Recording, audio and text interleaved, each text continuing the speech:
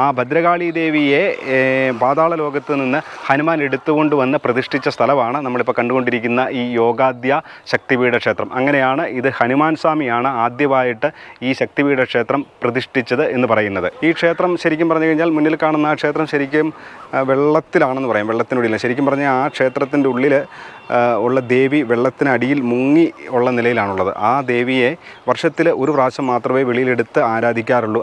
Video കാണുന്ന ചിലർക്കെങ്കിലും തോന്നിയിട്ടുണ്ടായിരിക്കും ഇതുപോലെ ഈ ചെറിയ ചെറിയ ക്ഷേത്രങ്ങൾ കാണിക്കാനായിട്ടാണോ ഈ ശക്തിപീഠം എന്നൊക്കെ പറഞ്ഞ് യാത്ര ചെയ്യുന്നതെന്ന്. 51 ശക്തിപീഠങ്ങളിലൂടെയുള്ള യാത്രയുടെ ഭാഗമായിട്ട് നമ്മളിപ്പോഴുള്ളത് നമ്മുടെ 22ാമത്തെ ശക്തിപീഠ ക്ഷേത്രമായ വെസ്റ്റ് ബംഗാളിലെ ജുരൻപൂരിലാണുള്ളത്.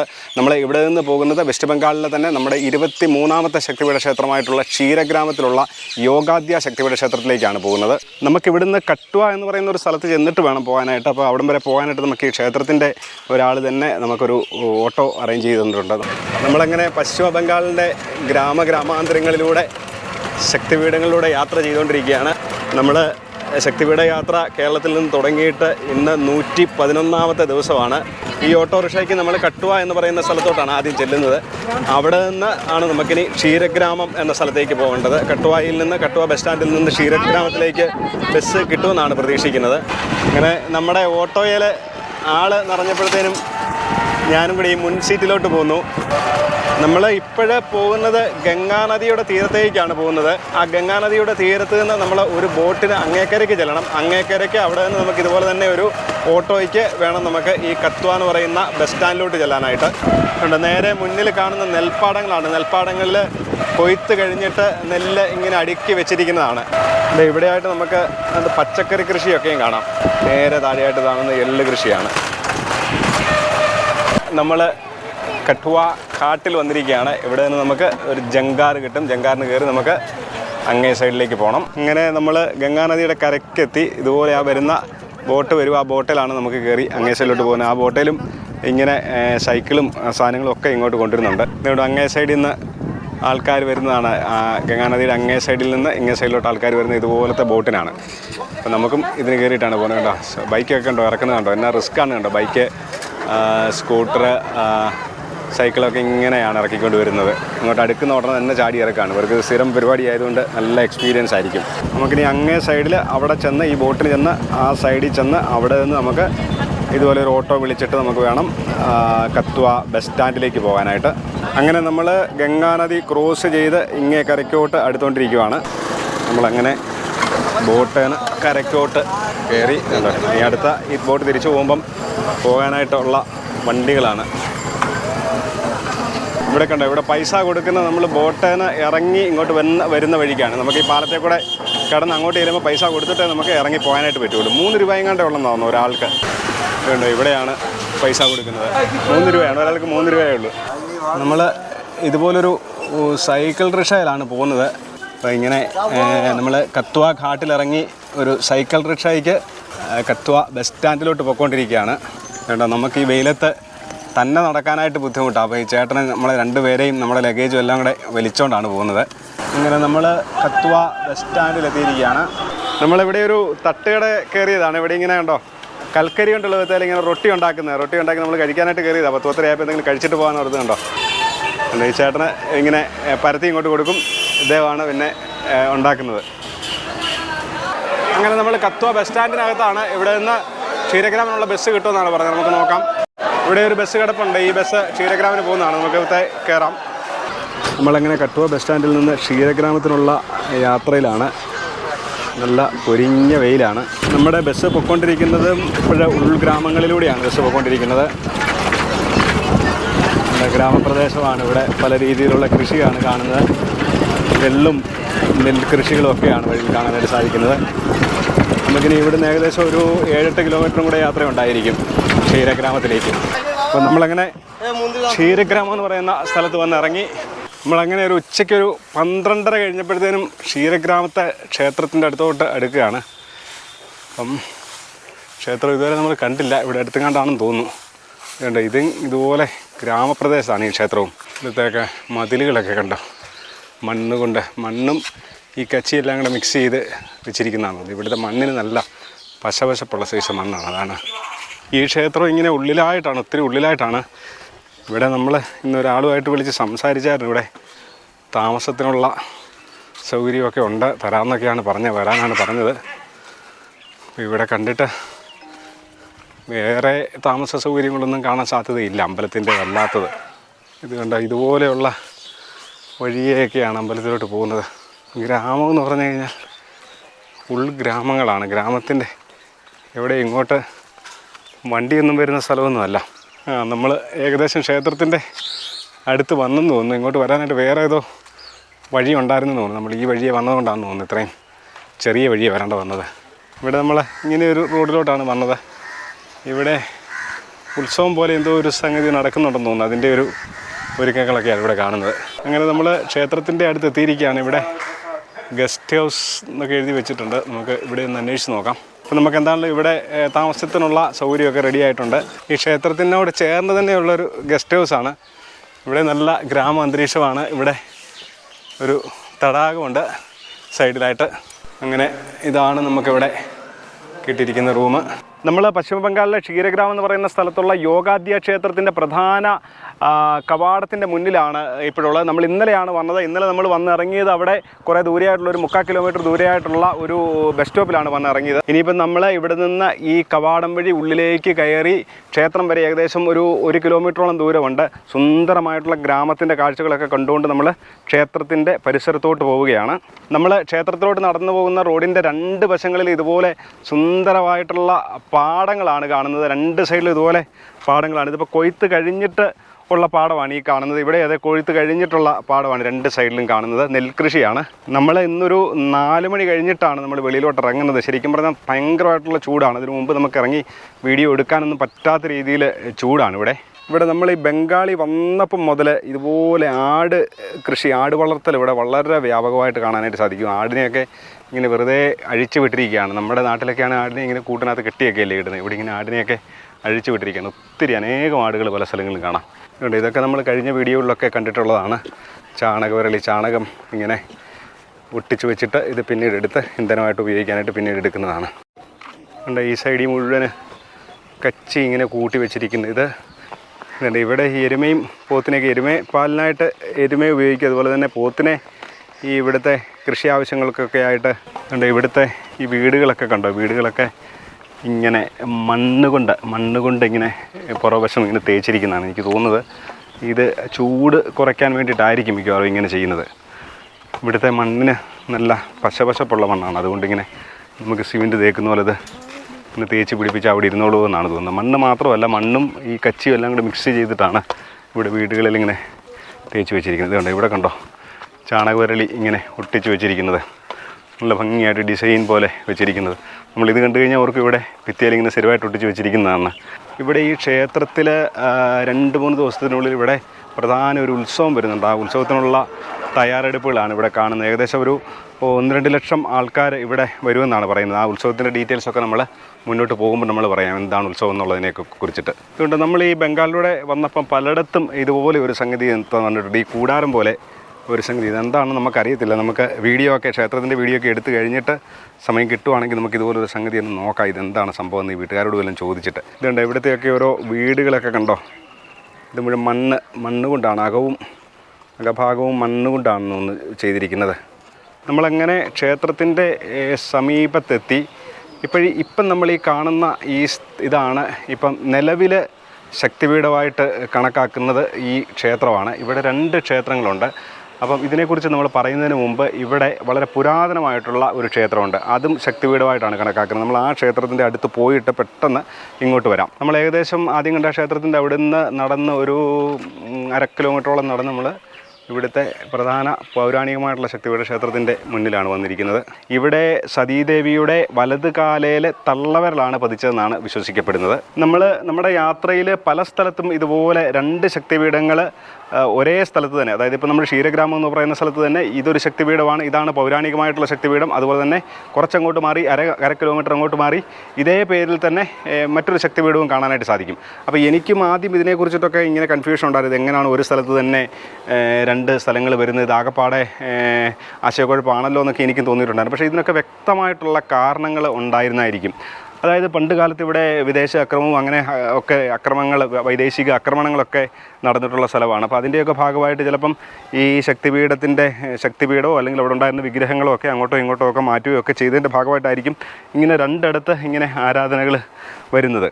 അങ്ങനെ നമ്മൾ ക്ഷേത്രത്തിന് മുന്നിലൂടെയാണ് കടന്ന് ഇങ്ങോട്ട് വന്നത്. നമുക്കിനി ഈ ശക്തിപീഠ ക്ഷേത്രത്തിന് മുഴുവനായിട്ട് നമുക്കൊരു പ്രദക്ഷിണം ചെയ്ത് നമുക്ക് ക്ഷേത്രത്തിൻ്റെ അകത്ത് കയറി ദർശനത്തിനായിട്ട് നമുക്ക് അകത്തേക്ക് കയറാം. ഇതാണ് ക്ഷേത്രത്തിൻ്റെ പുറമേ നിന്നുള്ള കാഴ്ച. നല്ല സുന്ദരമായിട്ട് വെള്ള പെയിൻ്റൊക്കെ അടിച്ച് നല്ല സുന്ദരമായിട്ട് സൂക്ഷിച്ചിട്ടുണ്ട് ക്ഷേത്രം. മുകളിലായിട്ട് നമുക്ക് ഒരു ചുമന്ന കൊടി ഇവിടെ കാണാനായിട്ട് സാധിക്കും. ഇതുകൊണ്ട് ഇതിൻ്റെ മുന്നിൽ, ക്ഷേത്രത്തിന് മുന്നിൽ കാണുന്ന ഈ നാട്യമണ്ഡപമൊക്കെ പൂർണ്ണമായിട്ട് മാർബിൾ കൊണ്ട് നിർമ്മിച്ചിരിക്കുന്നത്, മാർബിൾ കല്ലുകളാണ് ഈ നാട്യമണ്ഡപമൊക്കെ. അങ്ങനെ നമ്മൾ നമ്മുടെ 23ാമത്തെ ശക്തിപീഠ ക്ഷേത്രമായ യോഗാദ്യ ശക്തിപീഠ ക്ഷേത്രത്തിൻ്റെ ഉള്ളിലേക്ക് കയറിയിരിക്കുകയാണ്. അപ്പോൾ ഇതിനകത്ത് പൂജാരിയോ ആരും തന്നെ ഇല്ല. സതീദേവിയുടെ വലത്തെ കാലിൻ്റെ പെരുവിരൽ പതിച്ച സ്ഥലമാണിത്.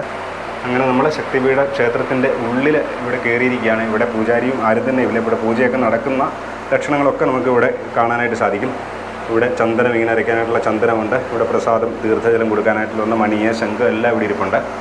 അപ്പോൾ ഇതാണ് ശക്തിപീഠ ക്ഷേത്രം. അപ്പോൾ ഇവിടെയായിട്ട് നമുക്ക് ഇവിടുത്തെ യോഗാദ്യ ദേവിയുടെ ഒരു ചിത്രവും ഇവിടെ കാണാനായിട്ട് സാധിക്കും.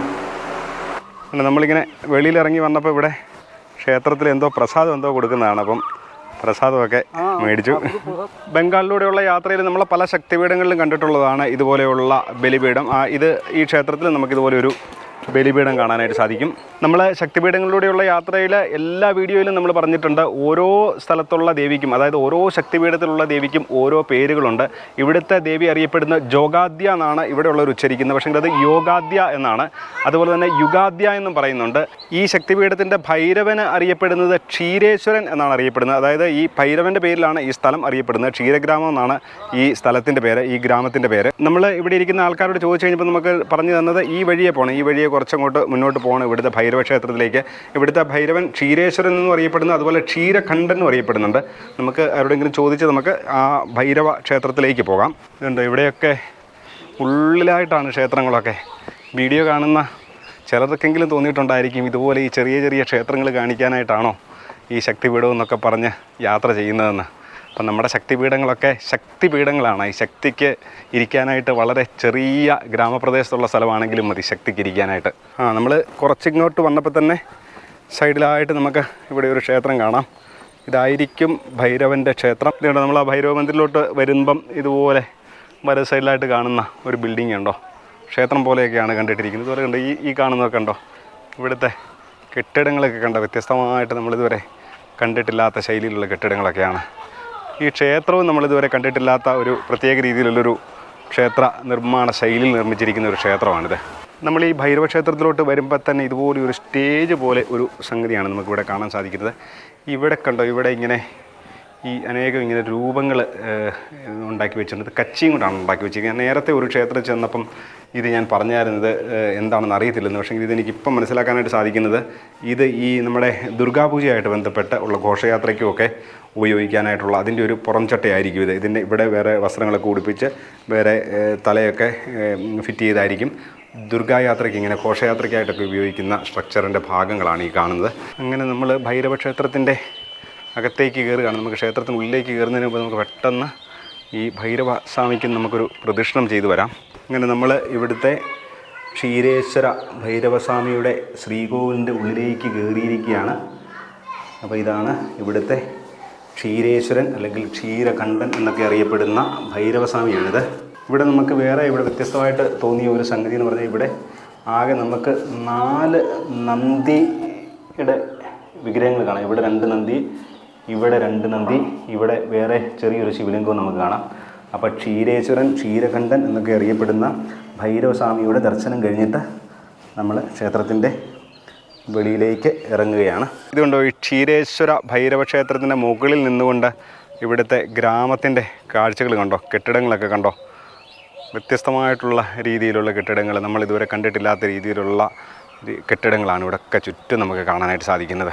നമ്മുടെ ക്ഷീരഗ്രാമത്തിലെ ശക്തിപീഠത്തിൻ്റെ കാഴ്ചകൾ കഴിഞ്ഞിട്ടില്ല. ഇത് ഞാൻ ആദ്യം തന്നെ പറഞ്ഞല്ലോ, പൗരാണികമായിട്ടുള്ള ശക്തിപീഠത്തിൻ്റെ കാഴ്ചകളാണ് നമ്മൾ കണ്ടത്. ഇനി ഇവിടെ പ്രാധാന്യത്തോടുകൂടി നിലവിലിപ്പോൾ പ്രാധാന്യത്തോടുകൂടി ശക്തിപീഠമായിട്ട് ആരാധിക്കപ്പെടുന്ന ക്ഷേത്രത്തിലേക്കാണ് നമ്മൾ പോകുന്നത്. അവിടുത്തെ ഒരു പ്രത്യേകത എന്ന് പറഞ്ഞാൽ അവിടുത്തെ ഒരു ദേവി വെള്ളത്തിനടിയിലാണുള്ളത്. അത് വർഷത്തിലൊരു പ്രാവശ്യം മാത്രമേ വെള്ളത്തിന് വെളിയിലെടുക്കുകയുള്ളൂ. ഇതാണ് കുറച്ച് ദിവസം കഴിയുമ്പോൾ ഇവിടെ നടക്കുന്ന ഉത്സവം. നമ്മൾ ആ ക്ഷേത്രത്തിൻ്റെ കാഴ്ചകൾ കാണാനായിട്ടാണ് അങ്ങോട്ടാണ് പോകുന്നത്. അങ്ങനെ ഇവിടെയും നമുക്ക് വളരെ ശ്രദ്ധേയമായിട്ട് കാണാൻ സാധിക്കുന്നത്, ഇവിടെയും 2 ക്ഷേത്രങ്ങൾ കാണാം, അല്ലെങ്കിൽ 2 ശ്രീകോവിലുകൾ കാണാം. ഈ കാണുന്ന ചുമല നിറത്തിൽ ഉള്ള ഈ ശ്രീകോവിൽ, അതുകൂടാതെ തന്നെ അങ്ങോട്ട് ഒരു വെള്ള നിറത്തിലുള്ള വേറെ ഒരു ശ്രീകോവിലും കാണാം. ഈ ക്ഷേത്രം ശരിക്കും പറഞ്ഞു കഴിഞ്ഞാൽ മുന്നിൽ കാണുന്ന ആ ക്ഷേത്രം ശരിക്കും വെള്ളത്തിലാണെന്ന് പറയാം, വെള്ളത്തിനുള്ളിൽ. ശരിക്കും പറഞ്ഞാൽ ആ ക്ഷേത്രത്തിൻ്റെ ഉള്ളിൽ ഉള്ള ദേവി വെള്ളത്തിനടിയിൽ മുങ്ങി ഉള്ള നിലയിലാണുള്ളത്. ആ ദേവിയെ വർഷത്തിൽ ഒരു പ്രാവശ്യം മാത്രമേ വെളിയിലെടുത്ത് ആരാധിക്കാറുള്ളൂ. അങ്ങനെയുള്ള ആ ദേവിയെ വെളിയിലെടുക്കുന്ന ദിവസമാണ് നാളെ കഴിഞ്ഞെന്ന് പറയുന്നത്. അപ്പോൾ അതുകൊണ്ടാണ് ആ ഉത്സവത്തിൻ്റെ ഭാഗമായിട്ടാണ് ഇവിടെ നമ്മൾ നേരത്തെ കണ്ട ഒരുക്കങ്ങളൊക്കെ ഇവിടെ നടക്കുന്നത്. അപ്പോൾ നമുക്ക് ഇനി ഇവിടുത്തെ ഈ ക്ഷേത്രം എന്ന് പറഞ്ഞാൽ എപ്പോഴും തുറന്നിരിക്കുന്ന ക്ഷേത്രമാണ്, എപ്പോഴും ദർശനത്തിന് അനുവാദമുള്ള ക്ഷേത്രമാണിത്. അപ്പോൾ നമ്മൾ ഇതും ശക്തിപീഠമെന്നല്ല, ഇതാണ് ശക്തിപീഠം, അതും ശക്തിപീഠമാണ്. അത് പൗരാണിക കാലത്ത് ശക്തിപീഠമായിട്ട് കരുതി ആരാധനകളൊക്കെ നടന്നിരുന്ന സ്ഥലമാണത്. എന്തെങ്കിലും കാരണവശാൽ വീണ്ടും ഇവിടെ ആരാധന നടത്തേണ്ട ഒരു സാഹചര്യം ഉണ്ടായി കഴിഞ്ഞപ്പോൾ ഇങ്ങോട്ട് ആരാധന തുടർന്നതും പിന്നീട് അതിങ്ങനെ തുടർന്ന് വരുന്നതുമായിരിക്കാം. അപ്പോൾ ഇതാണ് നമ്മുടെ യോഗാദ്യ ശക്തിപീഠത്തിൻ്റെ നിലവിലുള്ള പ്രാധാന്യമുള്ള ക്ഷേത്രം. അങ്ങനെ നമ്മൾ ക്ഷീരഗ്രാമം എന്ന് പറയുന്ന സ്ഥലത്ത് ശക്തിപീഠ ക്ഷേത്രം, ദേവിയുടെ ശക്തിപീഠ ക്ഷേത്രമാണ്. ദേവിയുടെ വലത്തെ കാലിലെ വിരൽ പതിച്ച സ്ഥലത്താണ് നമ്മൾ നിൽക്കുന്നത്. ഇവിടെ നമുക്ക് കാണാൻ സാധിക്കുന്ന ഒരു സംഗതി എന്ന് പറയുന്നത്, ദേവി ഇവിടെ മഹിഷാസുരമർദ്ദിനിയായിട്ടുള്ള ദേവിയാണ് ഇവിടെ കാണുന്നത്. നമ്മൾ മുമ്പേ കണ്ട ആ ക്ഷേത്രത്തിൽ മഹിഷാസുരമർദ്ദിനി തന്നെയായിരുന്നു. നമുക്ക് ഈ ക്ഷേത്രത്തിനും പെട്ടെന്ന് ഒരു പ്രദക്ഷിണം ചെയ്തു വരാം. ഈ ദേവിക്ക് പേരിന് വ്യത്യാസമൊന്നുമില്ല. അവിടെ കണ്ടതുപോലെ തന്നെ ഇവിടുത്തെ ഈ ദേവി അറിയപ്പെടുന്നത് യോഗാദ്യ ദേവി എന്ന് തന്നെയാണ് അറിയപ്പെടുന്നത്. യോഗാദ്യ എന്നും യുഗാദ്യ എന്നും ഒക്കെ അറിയപ്പെടുന്നത് ഇതേ ദേവി തന്നെയാണ്. ഇവർ ഈ ബംഗാളിയിൽ പ്രൊനൗൺസ് ചെയ്യുമ്പോൾ ചെറിയൊരു വ്യത്യാസമുണ്ട്. ജോഗാദ്യ എന്നാണ് പറയുന്നതേ ഉള്ളൂ. അത് യോഗ എന്നുള്ള അർത്ഥത്തിലാണ് യോഗാദ്യ ദേവി എന്നാണ് പേര്. യോഗാദ്യ ദേവി എന്നും യുഗാദ്യ ദേവി എന്നും അറിയപ്പെടുന്നത് ഇതേ ദേവി തന്നെയാണ്. നമ്മൾ ഈ ഒരു ക്ഷേത്രത്തിൻ്റെ ദർശനം കഴിഞ്ഞിട്ട് നമ്മളിവിടുത്തെ വർഷത്തിൽ ഒന്ന് മാത്രം തുറക്കുന്ന ക്ഷേത്രം കാണാനായിട്ട് പോകുന്നതാണ്. ഈ ക്ഷേത്രം ഇനി ഇവിടെ 2-3 ദിവസം കൂടെ നമ്മളിവിടെ നിന്ന് കഴിഞ്ഞാൽ നമുക്ക് ഈ ക്ഷേത്രം തുറന്ന് ഇതിൻ്റെ ദർശനവും സാധിക്കും. പക്ഷെങ്കിൽ നമുക്ക് അങ്ങനെ നിൽക്കാൻ പോയി കഴിഞ്ഞാൽ നമുക്ക് ചിലപ്പോൾ ഇവിടുന്ന് പോകാനായിട്ട് പറ്റുകയില്ല. ഇവിടെ നമ്മൾ ചോദിച്ചു കഴിഞ്ഞപ്പോൾ ലക്ഷക്കണക്കിന് ആൾക്കാർ, 3-4 ലക്ഷം ആൾക്കാരൊക്കെ വരുമെന്നാണ് പറയുന്നത്. അപ്പോൾ അതുകൊണ്ട് നമ്മൾ ഇന്ന് ഇവിടുത്തെ കാഴ്ചകളൊക്കെ കണ്ടിട്ട് തിരിച്ചു പോകാനുണ്ട്. ഇതുപോലൊരു ക്ഷേത്രം എവിടെയെങ്കിലും കണ്ടിട്ടുണ്ടോ? ഇതുപോലെ വെള്ളത്തിനകത്ത് മുങ്ങിയാണ്. ക്ഷേത്രം പൂർണ്ണമായിട്ട് വെള്ളത്തിനകത്ത് മുങ്ങിയാണ്. അതുപോലെ തന്നെ ഇവിടുത്തെ വിഗ്രഹവും വെള്ളത്തിനടിയിലാണ്. അപ്പോൾ ഈ ദേവിയെ വെളിയിലെടുത്ത് ആരാധിക്കുന്നത് വർഷത്തിൽ ഒരു ദിവസം മാത്രമാണ്. നമുക്കറിയാം ശക്തിപീഠങ്ങളിലെല്ലാം തന്നെ ഭൈരവക്ഷേത്രവും കാണാം. അതുപോലെ തന്നെ ഇവിടെയും ആ ഭൈരവക്ഷേത്രം കാണാം. ഇത് ക്ഷീരേശ്വരൻ എന്നാണ് ഈ ഭൈരവൻ അറിയപ്പെടുന്നത്. നമ്മളിവിടെ ഈ ക്ഷേത്രത്തിൻ്റെ മാനേജ്മെൻറ്റ് അന്വേഷിച്ചപ്പോൾ പറഞ്ഞത്, അവിടെ ശരിക്കും പറഞ്ഞാൽ ഭൈരവക്ഷേത്രം അവിടെയാണ്. ഇവിടെ വരുന്ന ആൾക്കാർ ഇവിടെ ദേവിയെ തൊഴുതിട്ട് ഭൈരവനെ തൊഴാതെ പോകുന്നത് കൊണ്ട് ഇവിടെ പ്രതീകാത്മകമായിട്ട് അവിടുത്തെ ഭൈരവനെ ഇവിടെയും പ്രതിഷ്ഠിച്ചിരിക്കുന്നതാണ്. അപ്പം ഇത് ശക്തിപീഠ ക്ഷേത്രങ്ങളിൽ നമ്മൾ സ്വാഭാവികമായിട്ട് കാണാറുള്ള ഭൈരവക്ഷേത്രം നമുക്ക് ഇവിടെയും കാണാനായിട്ട് സാധിക്കും. നമ്മൾ ഇപ്പോഴേ കണ്ടുകൊണ്ടിരിക്കുന്ന ഈ യോഗാദ്യ ക്ഷേത്രത്തിലെ ദേവിയെ ഇവിടെ ആദ്യം പ്രതിഷ്ഠിക്കുന്നത് ഹനുമാൻ സ്വാമിയാണ് എന്ന രീതിയിൽ ഒരു കഥ അല്ലെങ്കിൽ ഒരു പുരാണം നമുക്ക് കാണുവാനായിട്ട് സാധിക്കും. നമുക്ക് സാധാരണ പരിചയമുള്ള എഴുത്തച്ഛൻ രാമായണത്തിലോ വാത്മീകി രാമായണത്തിലോ ഒന്നും ഇങ്ങനെ ഒരു കഥ നമ്മൾ കേട്ടിട്ടുണ്ടാകുകയില്ല. രാവണൻ്റെ സഹോദരനായിട്ട് പറയപ്പെടുന്ന മഹീരാവണൻ എന്ന് പറയുന്ന ഒരു അസുരന് ശ്രീരാമനെയും ലക്ഷ്മണനെയും തടവിലാക്കി പാതാള ലോകത്ത് കൊണ്ടുപോവുകയും ആ പാതാള ലോകത്ത് കൊണ്ടുപോയി അവിടെ പാതാള ഭദ്രകാളി അല്ലെങ്കിൽ പാതാള ദേവി എന്ന് പറയുന്ന ഒരു ഭദ്രകാളി ദേവിക്ക് ഈ ശ്രീരാമനെയും ലക്ഷ്മണനെയും ബലി കൊടുക്കാനായിട്ട് ഒരുങ്ങുകയും ചെയ്തു. ഹനുമാൻ സ്വാമി ഈ വിവരമറിഞ്ഞ് പാതാള ലോകത്ത് ചെല്ലുകയും ഈ മഹീരാവണനെ പരാജയപ്പെടുത്തി മഹീരാവണനെ കൊല്ലുകയും ശ്രീരാമനെയും ലക്ഷ്മണനെയും അവിടുന്ന് വീണ്ടെടുത്ത് കൊണ്ടുവരികയും ചെയ്തു. അത് മാത്രമല്ല, ആ ഭദ്രകാളി ദേവിയെ പാതാള ലോകത്ത് നിന്ന് ഹനുമാൻ എടുത്തുകൊണ്ട് വന്ന് പ്രതിഷ്ഠിച്ച സ്ഥലമാണ് നമ്മളിപ്പോൾ കണ്ടുകൊണ്ടിരിക്കുന്ന ഈ യോഗാദ്യ ശക്തിപീഠ ക്ഷേത്രം. അങ്ങനെയാണ് ഇത് ഹനുമാൻ സ്വാമിയാണ് ആദ്യമായിട്ട് ഈ ശക്തിപീഠ ക്ഷേത്രം ക്ഷേത്രം പ്രതിഷ്ഠിച്ചത് എന്ന് പറയുന്നത്.